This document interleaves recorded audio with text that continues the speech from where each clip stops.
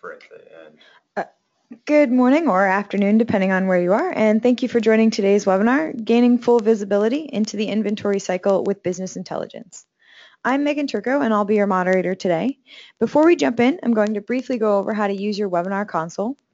The orange arrow on the right side of your screen will let you toggle the control tray open or closed, and at the bottom of that control tray, you will see a chat window.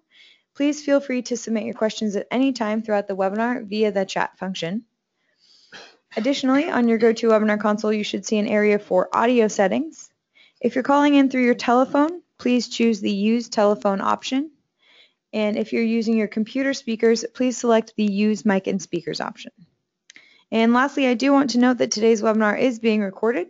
We'll send out a link to the slide deck as well as the on-demand recording of the webinar within about 48 hours. So definitely keep an eye out for that email if you're interested in viewing the webinar after today, or if you'd like to share it with any colleagues who couldn't make it with us live. And with that, I'd like to introduce today's featured webinar speakers. First, we have John Horner, who is the partner leading Armanino's business intelligence practice. With more than 15 years of experience in data warehouse and BI implementations for a variety of industries, he has expert knowledge of the BI marketplace. We also have Noah Kalugi with us today, who is a senior manager on Armanino's business intelligence practice. During his career, Noah has been responsible for the design, build, and implementation of various BI projects. It's great to have you both with us here today, and with that, I'm going to turn the presentation over to you, John. Thanks, Megan. Hi, everybody. So today we are going to look at the inventory cycle in particular, and obviously from a business intelligence perspective here. Some of the things that we're going to try and achieve today, we're going to look at some of what your peers are doing across various industries with regards to inventory analysis and planning. Discover how to solve the issue of visibility into your inventory cycle utilizing some kind of standard BI solutions here, and we are going to walk you through a demo of an inventory module that is part of a suite of BI solutions that Armanino offers. So just to give you a bit of an overview of what we're going to walk through, we're going to look at some of the common questions and key performance indicators that relate to inventory analysis. No, by no means a 100% complete list. Your own companies might have some variations on these themes, but it's some of the common things that we've seen over the years. So we'll share some of those with you, and indeed some of those will be included within the demo as well. We'll look at the necessary infrastructure that you might need if you were going to deliver this type of information and answer some of these questions and provide some of these KPIs to your business units who might want to see them. And of course we'll walk through a demonstration. Actually there'll be kind of two parts to the demonstration. One will be more of an analytical interactive analytical feature, and then one more of a traditional Excel based report approach to what we're looking at. So let's start by just touching on some of the KPIs that we will touch on today. We may not touch on every one of these within the demo today, but these are some of the common things, common key indicators that people in various different inventories are looking at with regards to inventory. So there are different aspects to inventory. So one of the things that we see is that there is an on-hand inventory and then various adjustments to those on-hand inventory that might lead you to an available to sell inventory. Equally, you might then have some adjustments that are related to purchases that are coming into your inventory that might not have arrived yet, but they're on purchase order. And then you may have some kind of back orders, sales orders, if you like, that have not quite been shipped or invoiced yet, and therefore haven't reduced your inventory, but it's all part of the process. And so that kind of inventory cycle, if you like, all of those constituent parts we'll share with that within the demo. But those are some of the aspects that we look at from an inventory perspective. And one of the things to just think about here is that we've oftentimes in previous webinars, we tend to focus a lot on sales analysis. It's one of the first things that people typically do when they're looking to implement some kind of business intelligence solution is around sales analysis. What are we selling? Who are we selling it to? What regions? What types of products are selling? All those kind of things. But really the sales analysis to be truly effective can only be done in conjunction with inventory as well, because of course your inventory can help drive your sales. You can't sell something if you don't have it in the first place, and so it's very important to track your inventory. So from that perspective, one of the things we'll share today is a concept of a rate of sale. How fast are we selling something, and also how does our inventory affect that rate of sale? And so the inventory days of supply, if you like, or inventory days of cover, as it might be sometimes talked about, is an important key performance indicator to see, do I need to buy or manufacture some more inventory, or have I got too much inventory? Am I not selling it quick enough? Did I already buy too much? So those kind of things are some of the key indicators that we'll look at today. And some of the common questions that are related to those key indicators: are we accumulating slow-moving inventory? So in other words, if we're not selling something as fast as we would have liked, as we originally planned, should we continue making it or buying it? Do we have good visibility into that, or is it too late oftentimes? So that's something that's important to look at.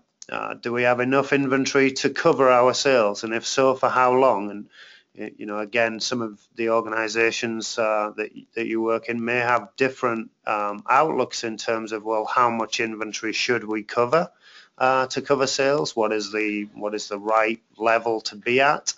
But nevertheless, you either way, you need that kind of visibility to see, have I got enough inventory to cover my next 1 week sales, 3 month sales, 1 year sales, whatever it might be that the ideal position is for you.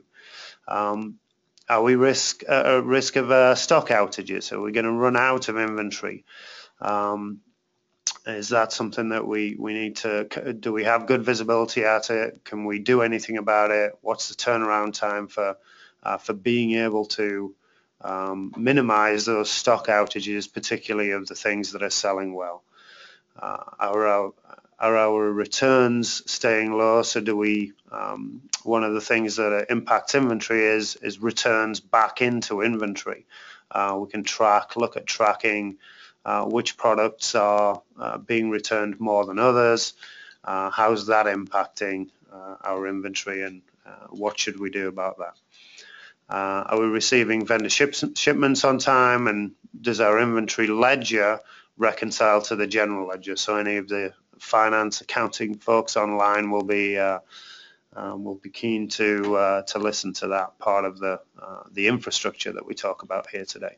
So hopefully that gives you a bit of an idea of some of the common questions that are out there. It's not an exhaustive list. It's not designed to be just giving you a flavor, and really how those then interact with some of the KPIs that we shared on the previous slide. So I'll hand over to Noah, and he's going to walk you through some of this in some detail. Okay, great. Thank you, John. So as John mentioned, my name is Noah Kluge, and what we'll talk about now is really the BI infrastructure that's necessary to be able to implement the different KPIs that John was talking about.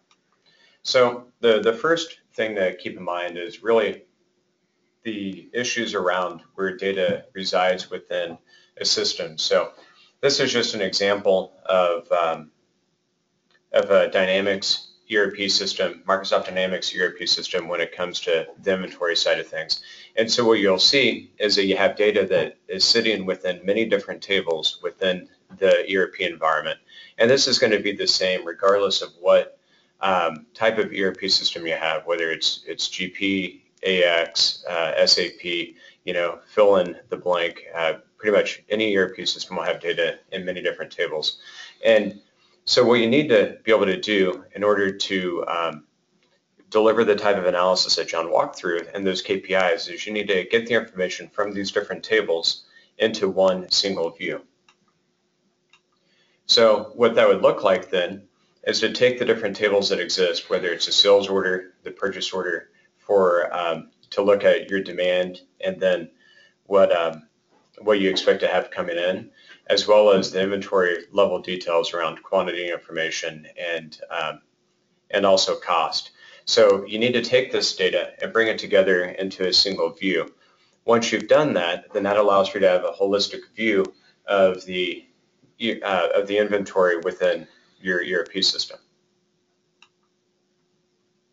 To kind of walk through what that allows, then you can see on this slide, you can see the information around the supply, so you can see what's coming in.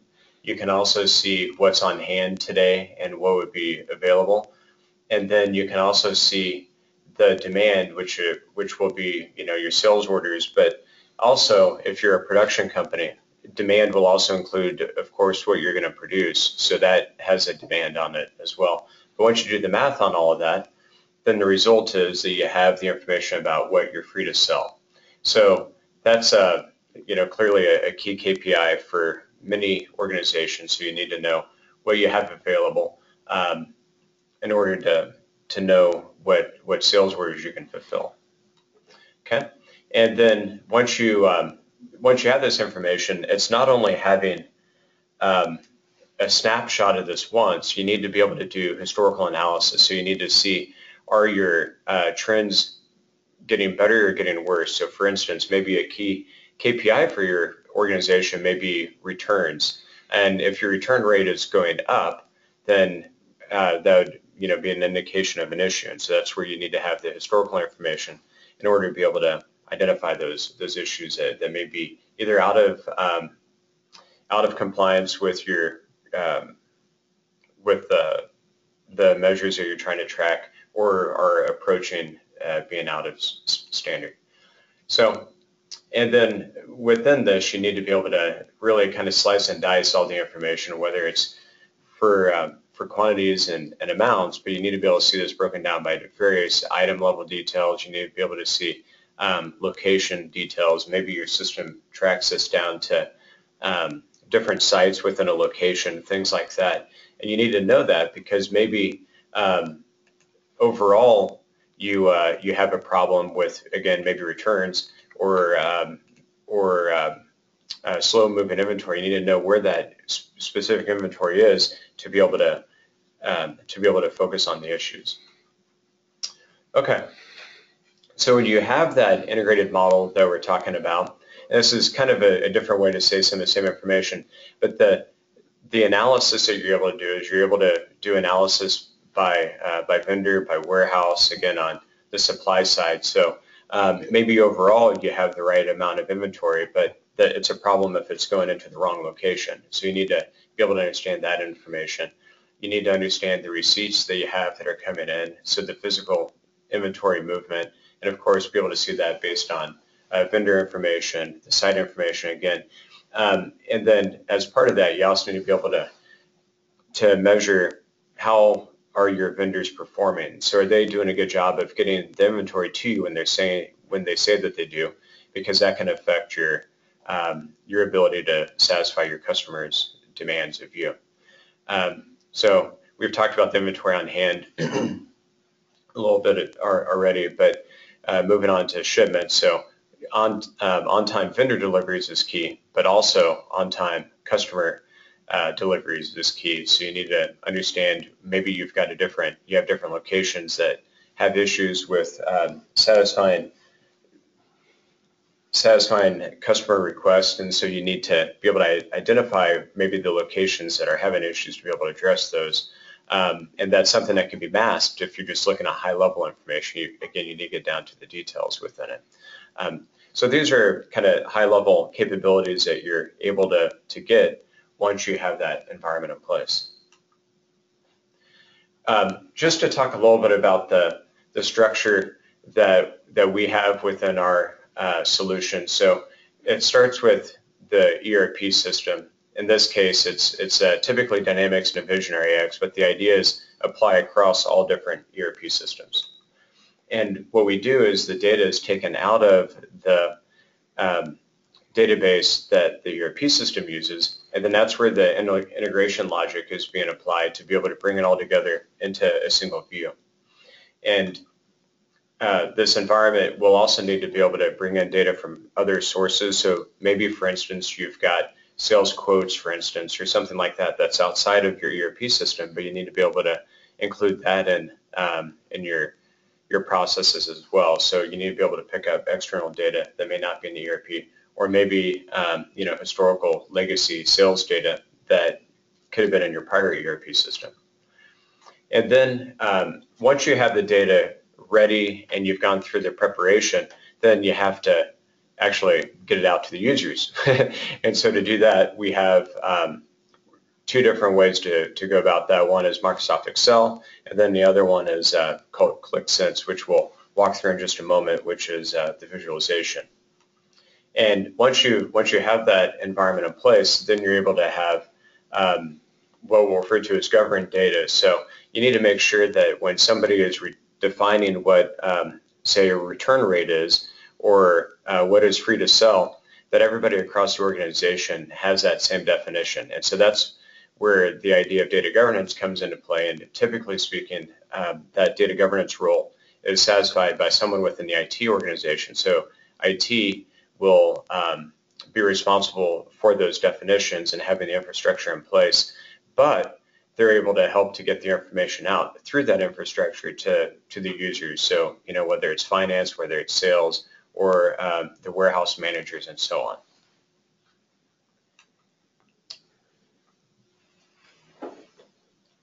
All right, thanks Noah for giving us that background there.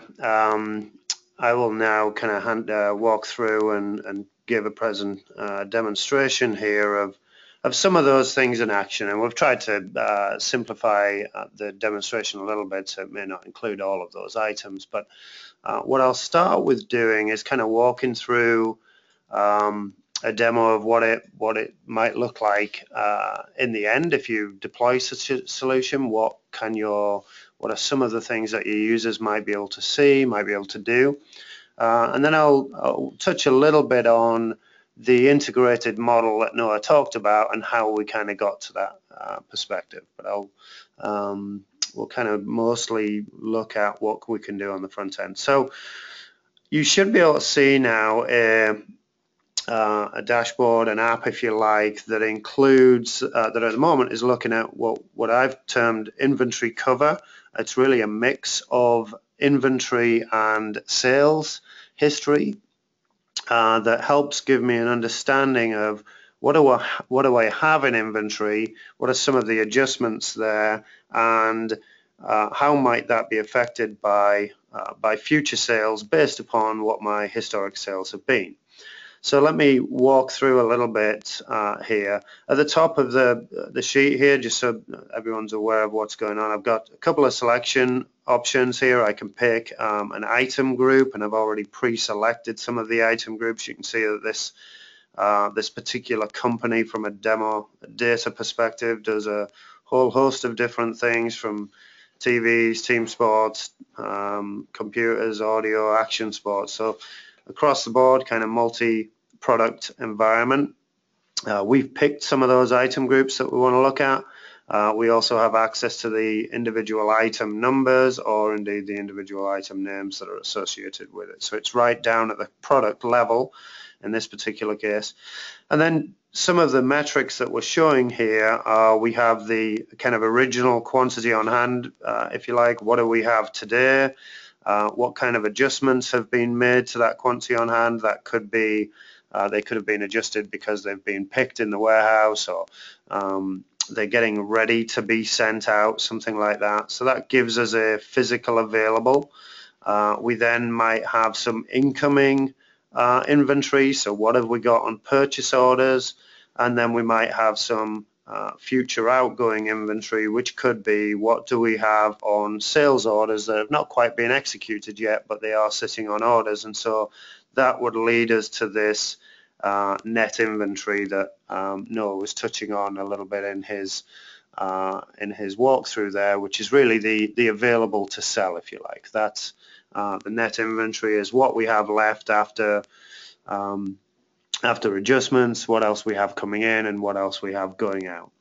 And then we have, in this case, it's a kind of lifetime sales. I'll touch on that. Partly the reason we've done that is just from a demo data perspective here, but this shows the lifetime sales quantities, which can lead us to a kind of rate of sale, if you like, of how many units per day do we sell on average over that time period, which can then lead us to this, how many days inventory cover do we have within our business. So if we're selling this at 1,000 units per day, then and we have 284,000 worth of units in inventory, then that gets us to a day's inventory cover. So we now kind of have some of those KPIs readily at hand. This is obviously at a very high global level for all of these item groups that we've talked about. And then in some of the charts below, we have in this case, this is a sales quantity that we're showing here by item group name. So it's looking at the kind of best sellers. So this just gives us an idea of how our business is performing from a sales perspective. In the chart in the middle here, we're looking at a scatter chart that shows us days inventory cover on the left axis here and net inventory on the right axis, so we can see by item where we stand. Do we have enough inventory, not enough inventory, and we'll come on to some of that as we look to interact with this dashboard here. The right hand scatter here is similar, but in this case we still have days inventory cover on the left hand side, but now instead of looking at inventory, we're looking at sales quantity. So really what this is showing us is what are our best selling items. So the items here on the right hand side are the ones that represent our best selling items, and so again I'll touch a little bit on that as we look to interact with this and do some analysis within this page. And then at the bottom here we just have a kind of table of details, if you like. Some of the key performance indicators that are at the top, we now have that by item level. And so as I kind of maximize this table, if you like, we can see all of the items that we have, what we have on hand, what we have available, net inventory, and it's sorted by net inventory here. What have we sold, what's the rate of sale, and what's the days inventory cover. So hopefully that gives you an idea of what we're kind of looking at on the page, at least as I look to do some analysis on this data that we have. So the first thing I'm going to look to do is look at across the board here. First of all, I'm going to look at my best-selling area. If I want to select paint, for instance, then I can simply select paint. That gives me an idea. The numbers change accordingly. Okay, so very easy to interact. If I deselect, then we go back to looking at the whole 19 item groups that we have on the board here. I'm going to jump into this scatter, and I'm going to maximize this scatter so that I can kind of look a little bit closer at some things. So what really interests me here is that I have a number of items that appear to have a negative net inventory. And so what I'm going to do is look a little bit closer at what those are. And so I'm going to say that I want to look at all items that have a net inventory less than 0.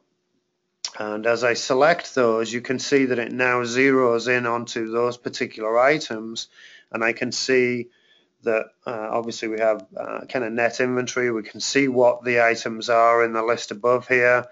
So I have all of the items that we have selected, and as I minimize this again and come perhaps to the table of details that we have, I can start to look at what do we look like from a sales perspective. Maybe I want to look at this by item and look at what have we sold, what's the rate of sale, and of course if we have no inventory now, this might be something that I want to look at to see, well, maybe we can make some more of these things, maybe we can buy some more of these things. Why have we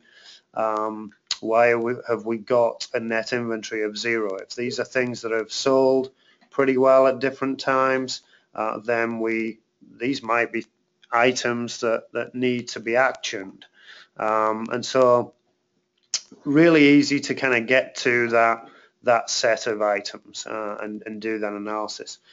Just to, while we're on the same kind of topic here, if we perhaps take this this top item, which obviously we've got no inventory left, or we've got a negative inventory of because we've got sales orders sitting out there and we don't have any inventory, and we've sold quite a lot of it.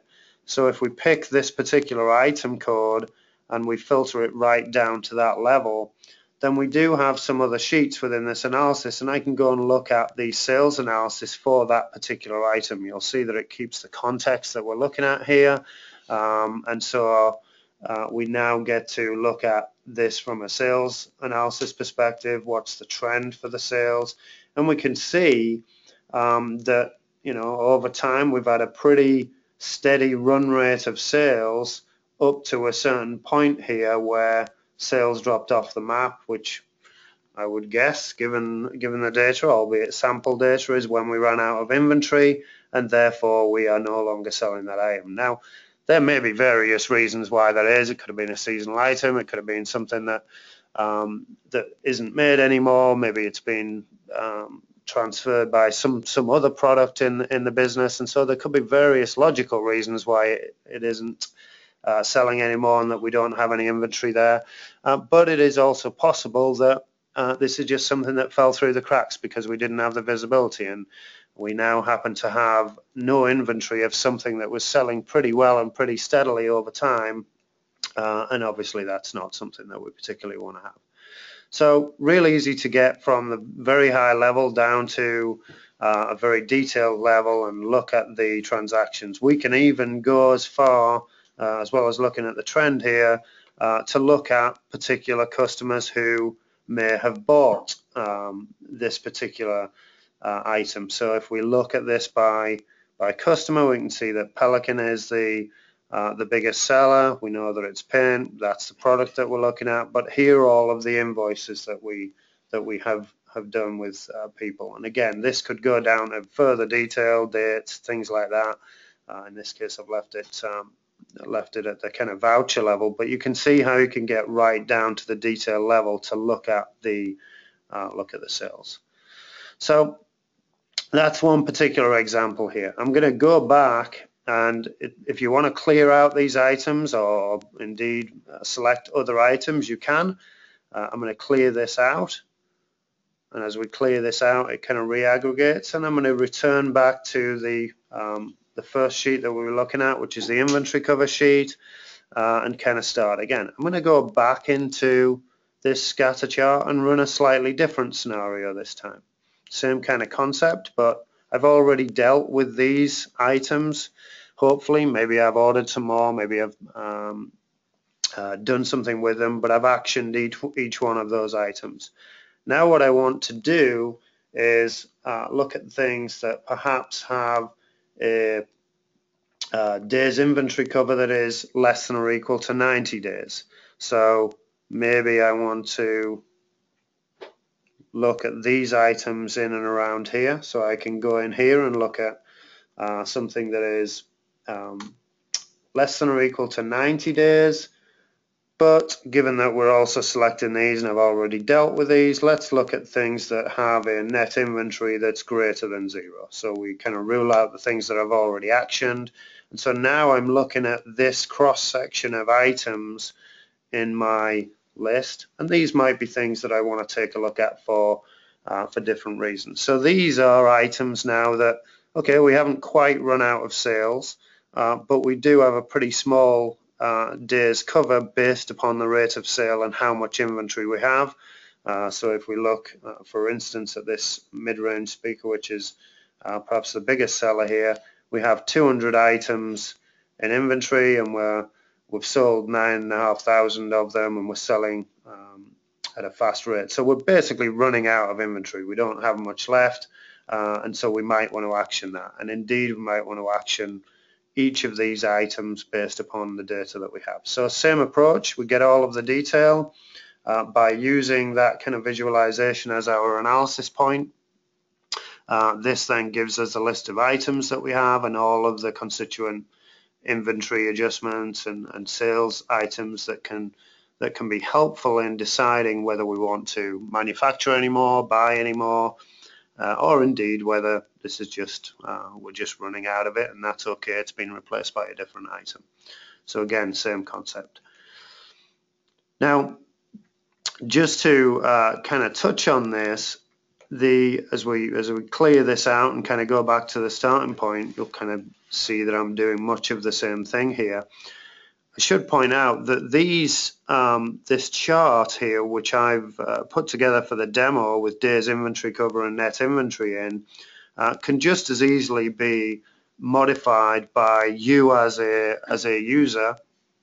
And so if you wanted to come in here and flip this around and say, well, okay, I get it, the days inventory cover is very useful, but actually what I really want to see here is my sales quantity here. Well, you'll see that over on the right hand side for this chart, I have the measures that I have included in this chart. The two axis points that I have are the net inventory and the days inventory. You'll see that some of the bubbles are a little bit bigger than the others, and that is based upon the sales quantity here.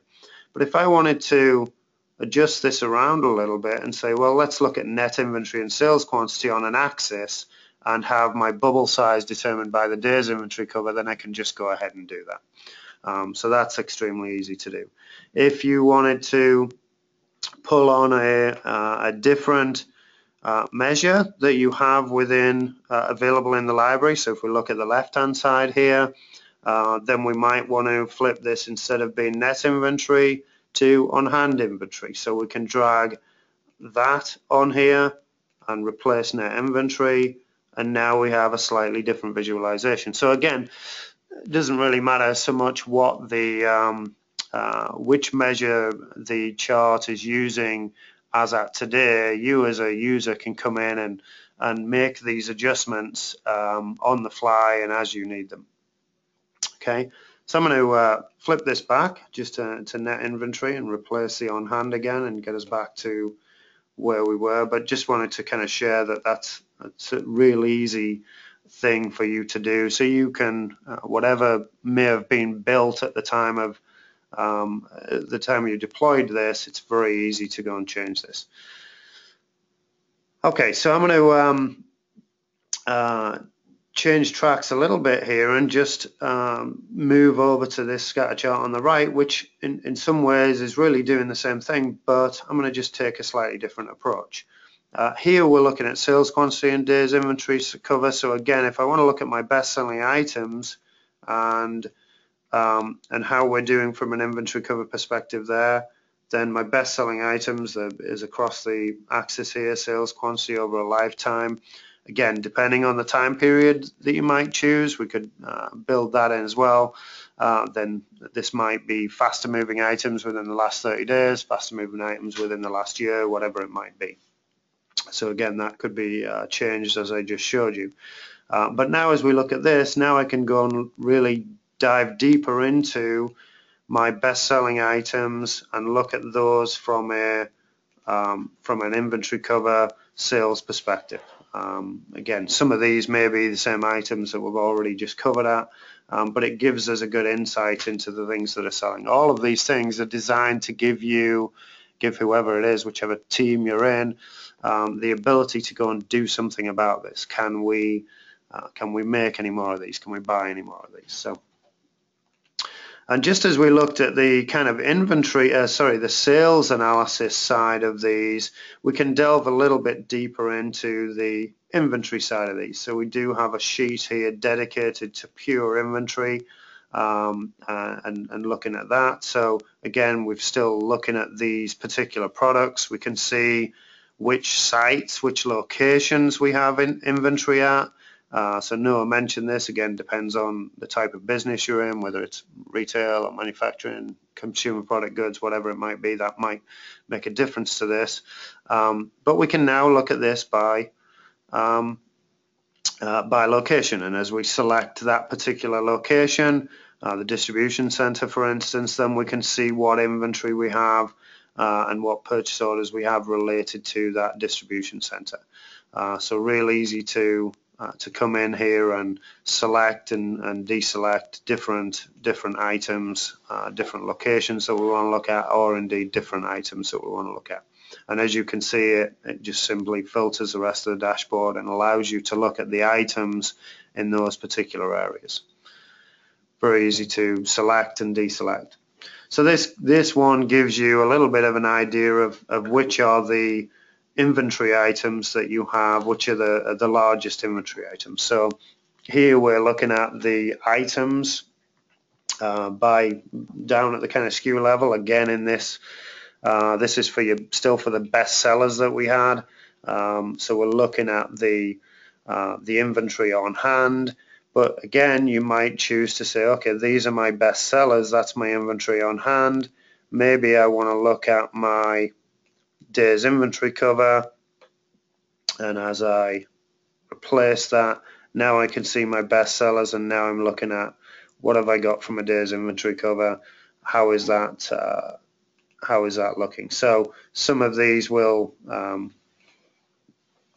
be okay from a day's inventory cover, and some of them won't. So in these top ones, we have 27 days, inventory cover, and then in some of these ones we have negative inventory days cover or zero inventory days cover, and those would be presumably the ones that we need to action. So again, just different ways of looking at the same thing. So that pretty much kind of wraps up what I wanted to share with you today. Again, it's not a full and complete set of everything here. There were other things that we touched on around vendors and dates of delivery and turnaround times and things like that. But hopefully this gives you a little idea as to what can be achieved. All of that data around delivery times and all the rest of it is still included within the underlying integrated data model, which I don't want to spend any more than 20 seconds on here, but Noah mentioned it. The key to this is bringing all these things together, and this is a view of what we've kind of done behind the scenes to integrate this data model that allows us to do that analysis that we've just shown, and indeed many other things that we weren't able to show in the time period here. So I'm going to leave it at that and hand it back to Noah, who's going to share a slight variation on the theme here.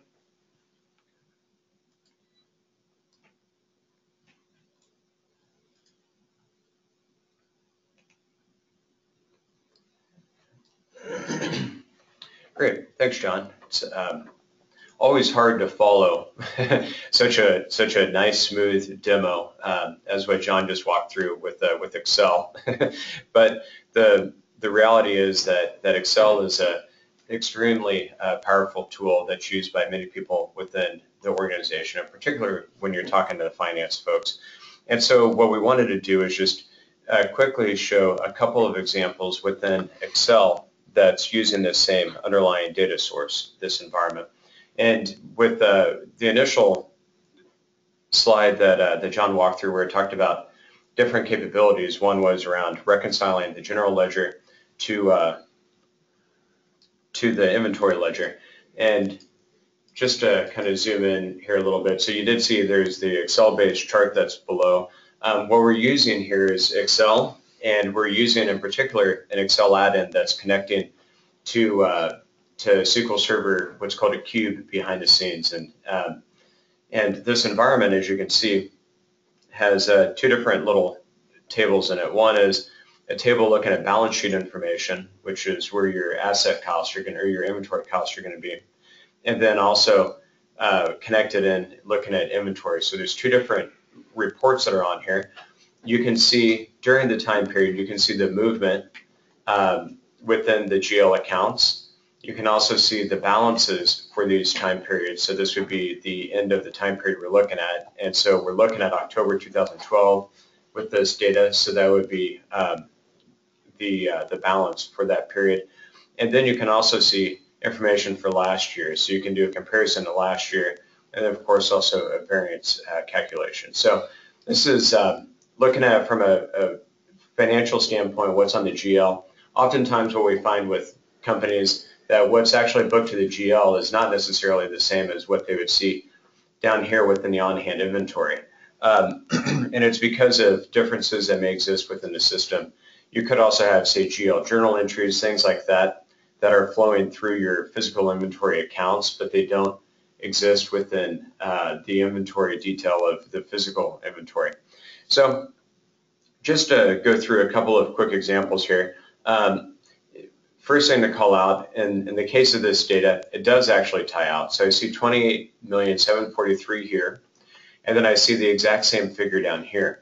I can choose different time periods. So maybe I want to look at, say, September, for instance. Now these reports are up to date. This is now updated to end in September, and then it's showing the trailing 5 months, so you have 6 months in total. So you can see that information, you can see that it still ties out, and you can take a look at this maybe by item groupings, for instance. So I could take a look at the electronics, and now I can see that I've got, it still reconciles. I have 19,425,000 in electronics items that are posting into the physical inventory, so that's the balance per the GL, and then I can see down here the same number, which is again coming out of the inventory side of it. So you can do reconciliations, for instance, in between these various levels. And then if there was actually a difference, then of course we need to do is start to take a look at it to understand what's going on. And here's an example of a report that really is the high level part that we had on the first tab, but without the second matrix of data. And I set it up that way just so we can more easily interact with it. So you can see that I can take my physical inventory accounts, break it down, and now I can see the 2 different GL accounts that were set up within the ERP system. So I can see that information, again, with the balance information in total that we saw before.